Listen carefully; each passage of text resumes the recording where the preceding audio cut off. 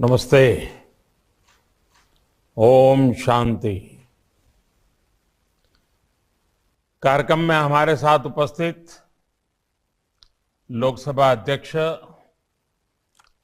श्री ओम बिरला जी, राजस्थान के गवर्नर श्री कलराज मिश्र जी, राजस्थान के मुख्यमंत्री श्रीमान अशोक गहलोत जी, गुजरात के मुख्यमंत्री श्री भूपेंद्र भाई पटेल जी, केंद्रीय मंत्रिमंडल में मेरे साथी श्री किशन रेड्डी जी, भूपेंद्र यादव जी, अर्जुन राम मेघवाल जी, पुरुषोत्तम रूपाला जी, श्री कैलाश चौधरी जी, राजस्थान विधानसभा में नेता प्रतिपक्ष श्री गुलाब चंद कटारिया जी, ब्रह्मा कुमारीज के एग्जीक्यूटिव सेक्रेटरी राजयोगी मृत्युंजय जी, राजयोगिनी बहन मोहिनी जी, बहन चंद्रिका जी,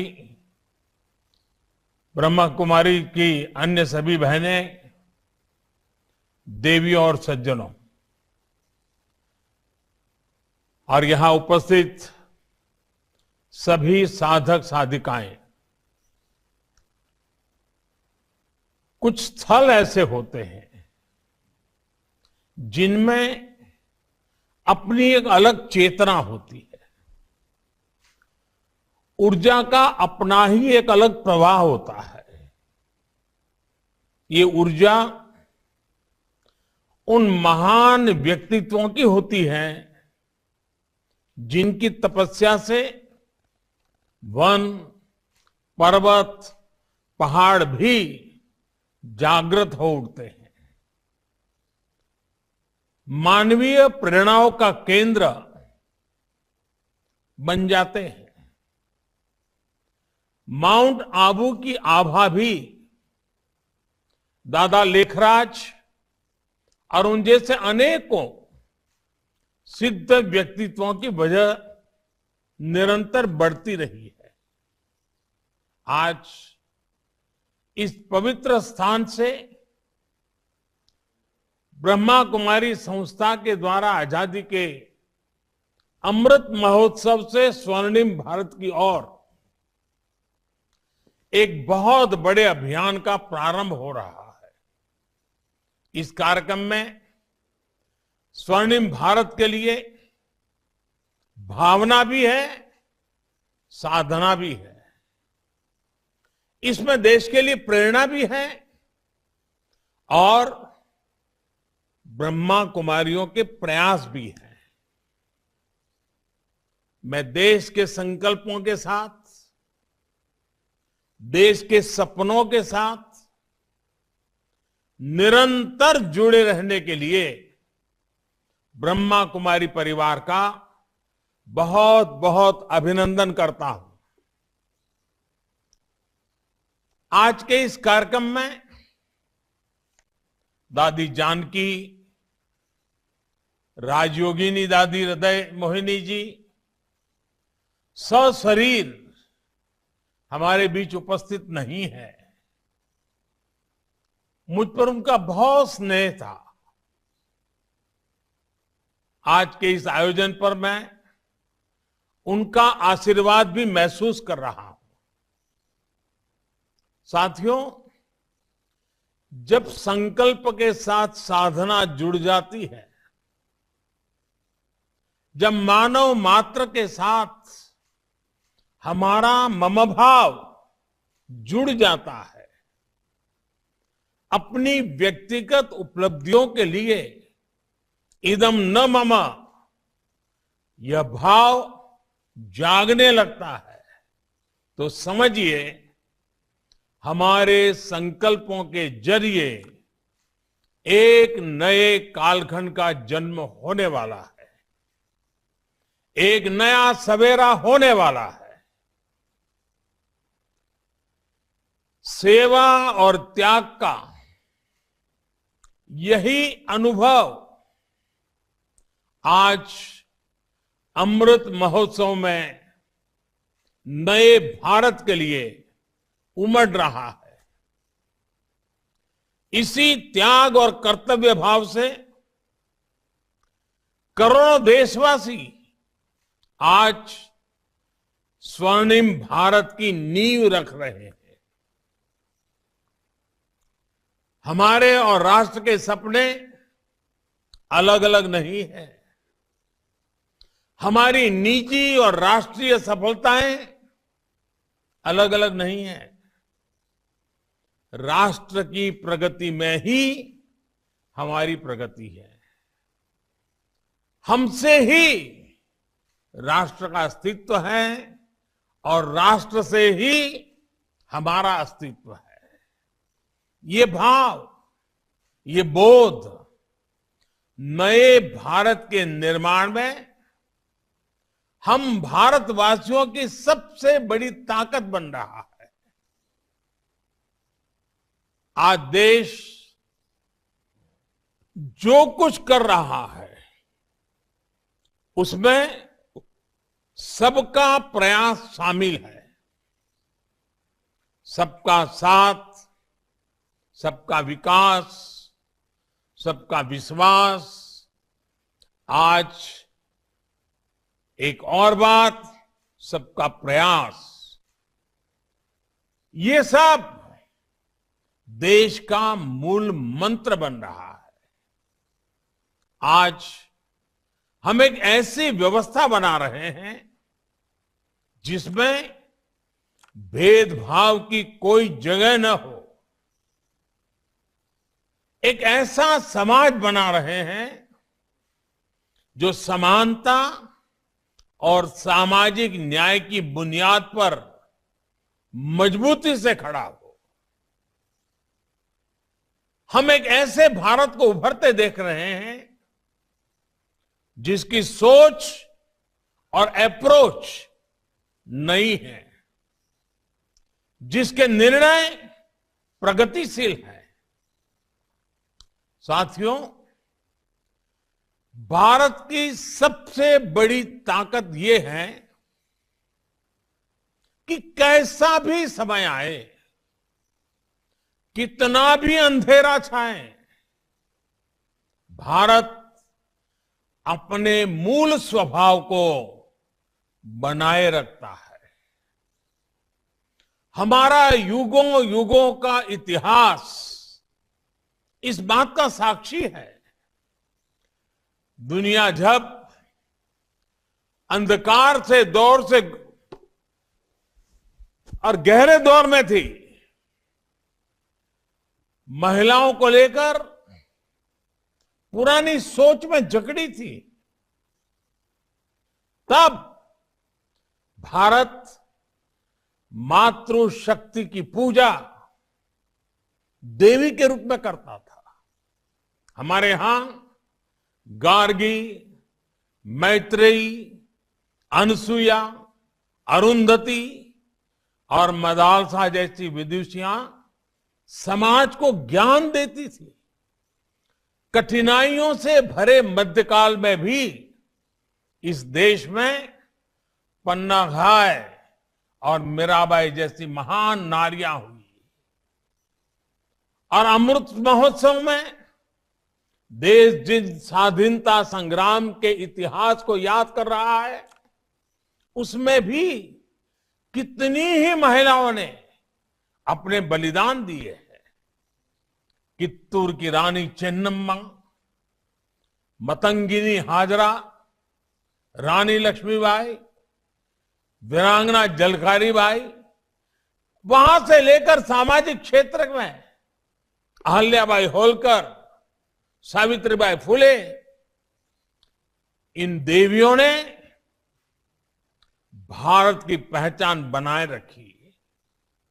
आज देश लाखों स्वाधीनता सेनानियों के साथ आजादी की लड़ाई में नारी शक्ति के इस योगदान को याद कर रहा है और उनके सपनों को पूरा करने का प्रयास कर रहा है। और इसलिए आज सैनिक स्कूलों में पढ़ने वाले का बेटियों का सपना पूरा हो रहा है।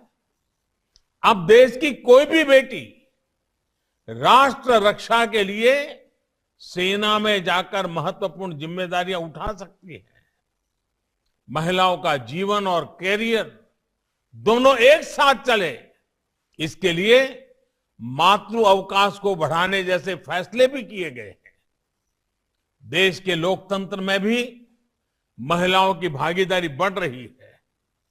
2019 के चुनाव में हमने देखा कि किस तरह पुरुषों से ज्यादा महिलाओं ने मतदान किया। आज देश की सरकार में बड़ी बड़ी जिम्मेदारियां महिला मंत्री संभाल रही है और सबसे ज्यादा गर्व की बात है कि अब समाज इस बदलाव का नेतृत्व खुद कर रहा है।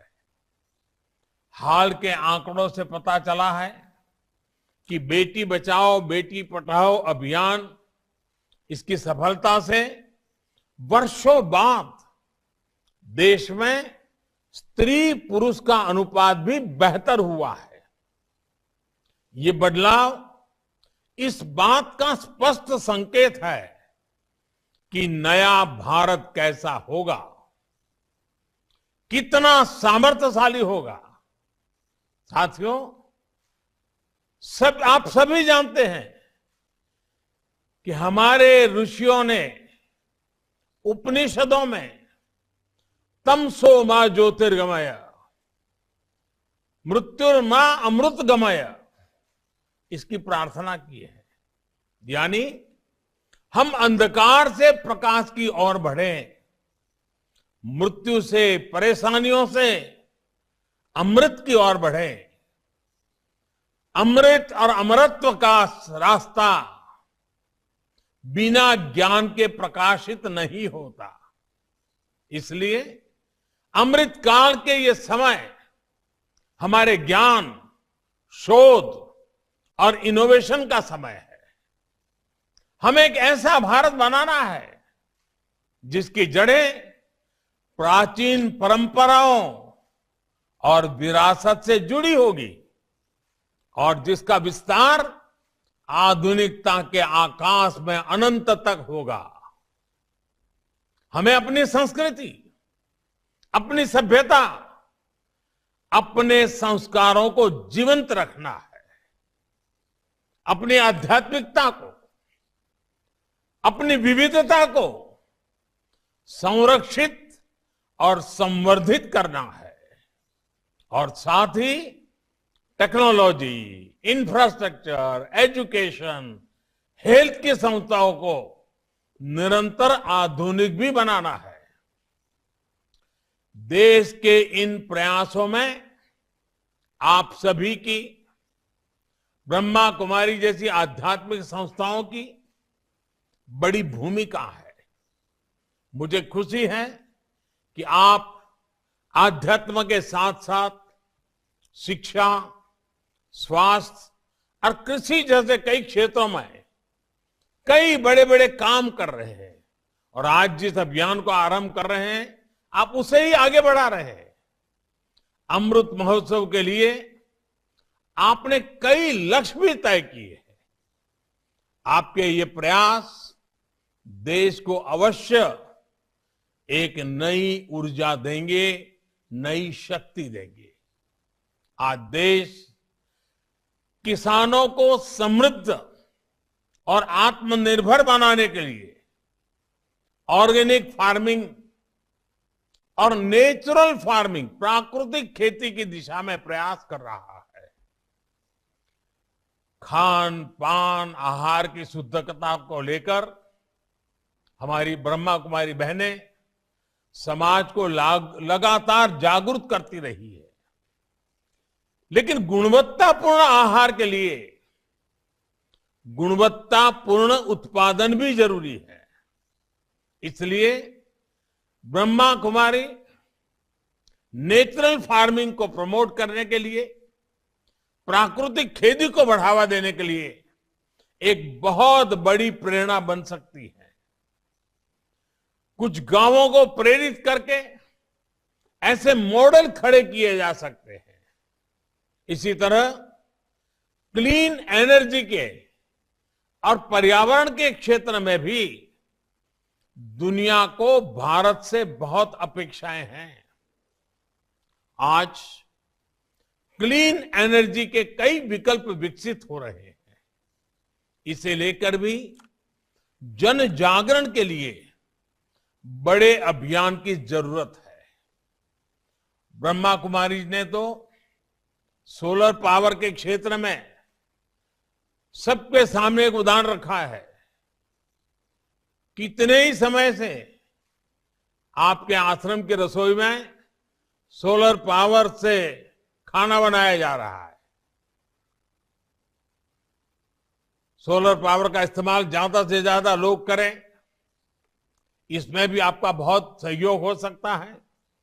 इसी तरह आप सभी आत्मनिर्भर भारत अभियान को भी गति दे सकते हैं। वोकल फॉर लोकल, स्थानीय उत्पादों को प्राथमिकता देकर इस अभियान में मदद हो सकती है। साथियों, अमृत काल का ये समय सोते हुए सपने देखने का नहीं, बल्कि जागृत होकर अपने संकल्प पूरे करने का है। आने वाले 25 साल परिश्रम की पराकाष्ठा, त्याग, तप, तपस्या के 25 वर्ष हैं। सैकड़ों वर्षों की गुलामी में हमारे समाज ने जो गंवाया है, ये 25 वर्ष का कालखंड उसे दोबारा प्राप्त करने का है। इसलिए आजादी के इस अमृत महोत्सव में हमारा ध्यान भविष्य पर ही केंद्रित होना चाहिए। साथियों, हमारे समाज में एक अद्भुत सामर्थ्य है। एक ऐसा समाज है जिसमें चिर पुरातन और नित्य नूतन व्यवस्था है। हालांकि इस बात से कोई इनकार नहीं कर सकता कि समय के साथ कुछ बुराइयां व्यक्ति में भी, समाज में भी और देश में भी प्रवेश कर जाती है। जो लोग जागृत रहते हुए इन बुराइयों को जान लेते हैं, वो इन बुराइयों से बचने में सफल हो जाते हैं। ऐसे लोग अपने जीवन में हर लक्ष्य प्राप्त कर पाते हैं। हमारे समाज की विशेषता है कि इसमें विशालता भी है, विविधता भी है और हजारों साल की यात्रा का अनुभव भी है। इसलिए हमारे समाज में बदलते हुए युग के साथ अपने आप को ढालने की एक अलग ही शक्ति है, एक इनहेरेंट स्ट्रेंथ है। हमारे समाज की सबसे बड़ी ताकत यह है कि समाज के भीतर से ही समय समय पर इसे सुधारने वाले पैदा होते हैं और वो समाज में व्याप्त बुराइयों पर कुठाराघात करते हैं। हमने ये भी देखा है कि समाज सुधार के प्रारंभिक वर्षों में अक्सर ऐसे लोगों को विरोध का भी सामना करना पड़ता है, कई बार तिरस्कार भी सहना पड़ता है। लेकिन ऐसे सिद्ध लोग समाज सुधार के काम से पीछे नहीं हटते, वो अडिग रहते हैं। समय के साथ समाज भी उनको पहचानता है, उनको मान सम्मान देता है और उनकी सीखों को आत्मसात भी करता है।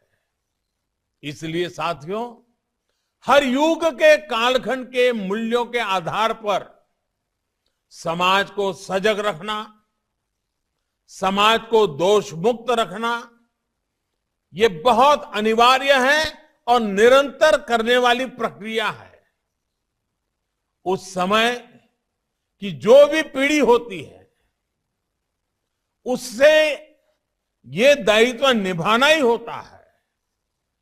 व्यक्तिगत तौर पर हम लोग संगठन के तौर पर भी ब्रह्मा कुमारी जैसे लाखों संगठन ये काम कर रहे हैं, लेकिन हमें ये भी मानना होगा कि आजादी के बाद के 75 वर्षों में हमारे समाज में, हमारे राष्ट्र में एक बुराई सबके भीतर घर कर गई है। ये बुराई है अपने कर्तव्यों से विमुख होना, अपने कर्तव्यों को सर्वोपरि न रखना। बीते 75 वर्षों में हमने सिर्फ अधिकारों की बात करते रहे, अधिकारों के लिए झगड़ते रहे, जूझते रहे, समय भी खपाते रहे। अधिकार की बात कुछ हद तक, कुछ समय के लिए किसी एक परिस्थिति में सही हो सकती है, लेकिन अपने कर्तव्यों को पूरी तरह भूल जाना, इस बात ने भारत को कमजोर रोकने में बहुत बड़ी भूमिका निभाई है। भारत ने अपना बहुत बड़ा समय इसलिए गंवाया है क्योंकि कर्तव्यों को प्राथमिकता नहीं दी गई। इन 75 वर्षों में कर्तव्यों को दूर रखने की वजह से जो खाई पैदा हुई है, सिर्फ अधिकार की बात करने की वजह से समाज में जो कमी आई है, उसकी भरपाई हम मिलकर के आने वाले 25 वर्षों में कर्तव्य की साधना करके पूरी कर सकते हैं। ब्रह्मा कुमारी जैसी संस्थाएं आने वाले 25 वर्ष के लिए एक मंत्र बनाकर भारत के जन जन को कर्तव्य के लिए जागरूक करके बहुत बड़ा बदलाव ला सकती है। मेरा आग्रह है कि ब्रह्मा कुमारी और आप जैसी तमाम सामाजिक संस्थाएं इस एक मंत्र पर जरूर काम करें, और वो है देश के नागरिकों में कर्तव्य भावना का विस्तार।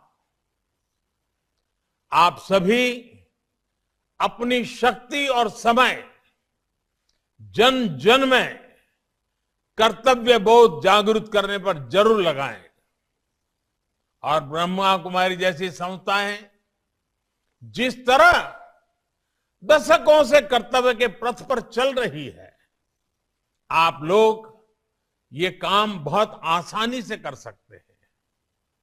आप लोग कर्तव्य में रचे पचे, कर्तव्य में रचे बसे, कर्तव्य का पालन करने वाले लोग हैं।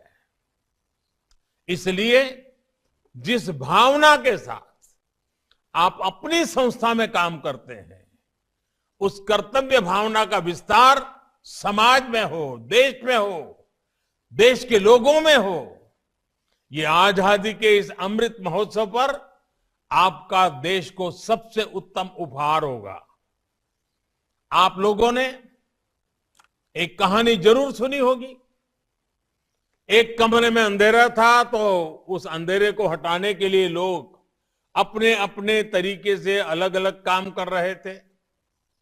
कोई कुछ कर रहा था, कोई कुछ कर रहा था, लेकिन किसी समझदार ने जब एक छोटा सा दिया जला दिया तो अंधकार तुरंत दूर हो गया।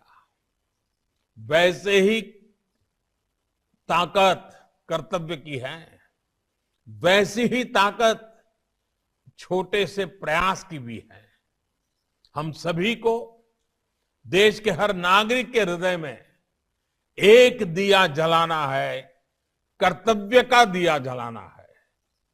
हम सभी मिलकर देश को कर्तव्य पथ पर आगे बढ़ाएंगे तो समाज में व्याप्त बुराइयां भी दूर होगी और देश नई ऊंचाई पर भी पहुंचेगा।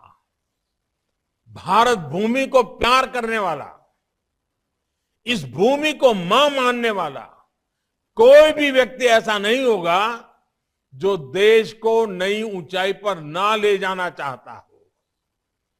कोटि कोटि लोगों के जीवन में खुशहाली न लाना चाहता हो। इसके लिए हमें कर्तव्यों पर बल देना ही होगा। साथियों, आज के इस कार्यक्रम में एक और विषय को उठाना चाहता हूं। आप सभी इस बात के साक्षी रहे हैं कि भारत की छवि को धूमिल करने के लिए किस तरह अलग अलग प्रयास चलते रहे हैं। इसमें अंतर्राष्ट्रीय स्तर पर भी बहुत कुछ चलता रहता है। इससे हम ये कहकर पल्ला नहीं झाड़ सकते कि ये सिर्फ राजनीति है।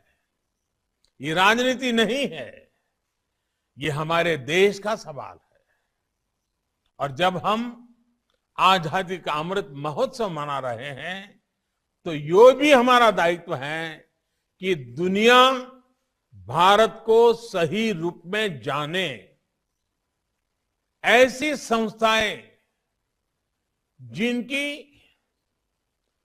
अंतर्राष्ट्रीय क्षेत्र में दुनिया के कई देशों में उपस्थिति है, वो दूसरे देशों के लोगों तक भारत की सही बात को पहुंचाए। भारत के बारे में जो अफवाहें फैलाई जा रही हैं, उनकी सच्चाई वहां के लोगों को बताएं, उन्हें जागरूक करें। ये भी हम सबका कर्तव्य है। ब्रह्मा कुमारी जैसी संस्थाएं इसी काम को आगे बढ़ाने के लिए एक और प्रयास कर सकती है। जहां जहां जिन जिन देशों में आपकी ब्रांचेज है, वहां कोशिश करनी चाहिए कि वहां की हर ब्रांच से हर वर्ष कम से कम 500 लोग भारत के दर्शन करने के लिए आए, भारत को जानने के लिए आए। और ये 500 लोग जो हिंदुस्तान के लोग वहां रहते हैं वो नहीं, उस देश के नागरिक होने चाहिए। मूल भारतीय की मैं बात नहीं कर रहा हूं।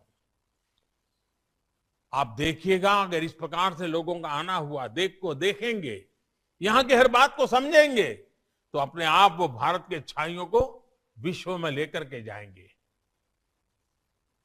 आपके प्रयासों से इतने कितना बड़ा फर्क पड़ जाएगा। साथियों, परमार्थ करने की इच्छा तो हर एक की रहती है, लेकिन एक बात हम न भूलें कि परमार्थ और अर्थ जब एक साथ जुड़ते हैं तो सफल जीवन, सफल समाज और सफल राष्ट्र का निर्माण अपने आप हो सकता है। अर्थ और परमार्थ के इस सामंजस्य की जिम्मेदारी हमेशा से भारत की आध्यात्मिक सत्ता के पास रही है। मुझे पूरा भरोसा है कि भारत की आध्यात्मिक सत्ता आप सभी बहनों ये जिम्मेदारी इसी परिपक्वता के साथ निभाएगी। आपके ये प्रयास देश की अन्य संस्थाओं, अन्य संगठनों को भी आजादी के अमृत महोत्सव में नए लक्ष्य गढ़ने के लिए प्रेरित करेंगे। अमृत महोत्सव की ताकत जन जन का मन है, जन जन का समर्पण है। आपके प्रयासों से भारत आने वाले समय में और भी तेज गति से स्वर्णिम भारत की ओर बढ़ेगा। इसी विश्वास के साथ आप सभी का बहुत बहुत धन्यवाद। ओम शांति।